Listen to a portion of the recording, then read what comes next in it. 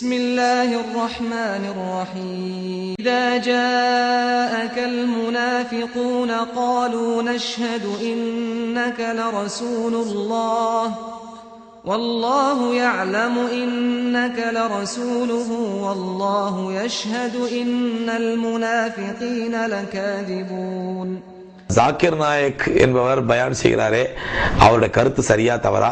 அவருடைய விளக்கத்திலும் அவருடைய கருத்துக்களிலும் தவறுகள் நிகழ்ந்து விடுகிறது. அந்த தவறுகள் சுட்டிக்காட்டப்பட வேண்டும். அது சுட்டிக்காட்டப்பட்டால் திருத்திக் கொள்ள வேண்டும்.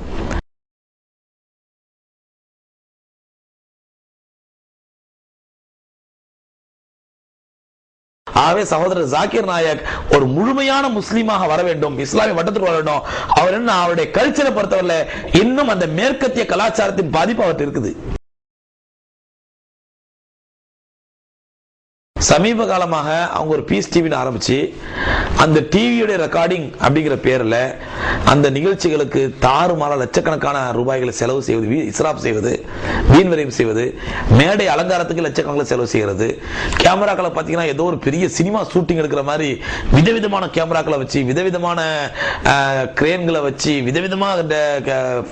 விதவிதமான பொசிஷன்ல கேமரா எடுக்கிறது, 15-20 கேமராக்களை வச்சு எடுக்கிறது, லட்சக்கணக்கில் அந்த ரெக்கார்டிங் இது பண்றது, அவர் நடந்து வரும்பொழுது கலர் கலரா புகை விடணுங்கிறது. இதெல்லாம் சினிமா ஷூட்டிங்கா? அது சினிமா ஷூட்டிங்கா? இஸ்லாம் அதனுடைய கருத்துக்களால் தான் கவரப்பட வேண்டும் தவிர டெக்கரேஷனால் அல்ல, டெக்கரேஷன் பண்ணி கவரப்படுவது அல்ல. அதனால சகோதரர் ஜாக்கிர் நாயக் அதெல்லாம் பல தடவை சொல்லப்பட்டுடுச்சு. ஆனால் அவர் புரிய மாட்டேங்கிறார். அவருக்கான துவா செய்யுங்க.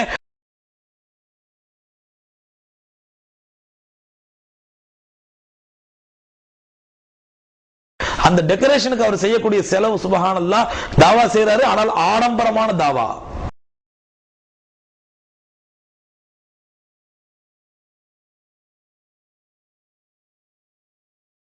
அனாச்சாரமான தாவா, இஸ்லாத்திற்கு எதிரான அனாச்சாரமான தாவா, இஸ்லாத்திற்கு எதிரான அதுக்கு ஒரு அழகான நல்ல கருத்து சொல்றாரு. காரணம் சொல்றாரு, way of presentation is must. Way of presentation, அதாவது ஒரு விஷயத்தை சொல்லும் பொழுது சொல்ற விதம் ரொம்ப அழகா இருக்கணும்.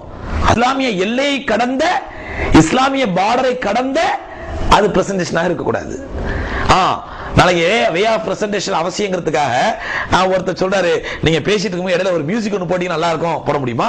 இன்னைக்கு பாருங்க, ஐபிஎல் கிரிக்கெட் எல்லாம் முதல்ல கிரிக்கெட்னாக்கா ஒரு பேட்ஸ்மேன் அடிப்பான், கை தட்டுவாங்க. இப்போ வே ஆஃப் பிரசன்டேஷன் மஸ்ட். அதனால அந்த ஸ்டேஜ்ல பாருங்க ஒரு 10-15 பொம்பளைங்களை ஜட்டி பாடியோட அரவர ட்ரெஸ்ஸோட நிக்க விட்டு அவள அந்த ஒரு சிக்ஸர் அடிச்ச உடனே எழுந்து டான்ஸ் ஆட விடுறோம். அதெல்லாம் அவர் நல்ல கருத்தை சொல்லும் பொழுது கை தட்டுவதை அனுமதிப்பதே மிக பெரும் பாவம். கை தட்டுவதை அனுமதிக்க கூடாது.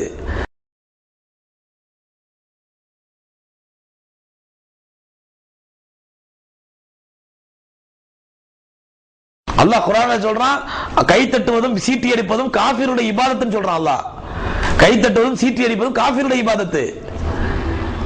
அதனால இது கை தட்டுறது எவ்வளவு பெரிய பாவம். ஆனா அவருடைய ஸ்பீச்சை கை தட்டுறது அனுமதிக்கிறாரு, என்கரேஜ் பண்றாரு கை தட்டுறத.